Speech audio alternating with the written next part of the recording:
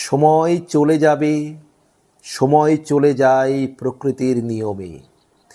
কত স্মৃতি থেকে যাবে নীরবে, কত আনন্দ, কত সুখ, কত দুঃখ, কষ্ট, কত না বলা বহু স্মৃতি থেকে যাবে।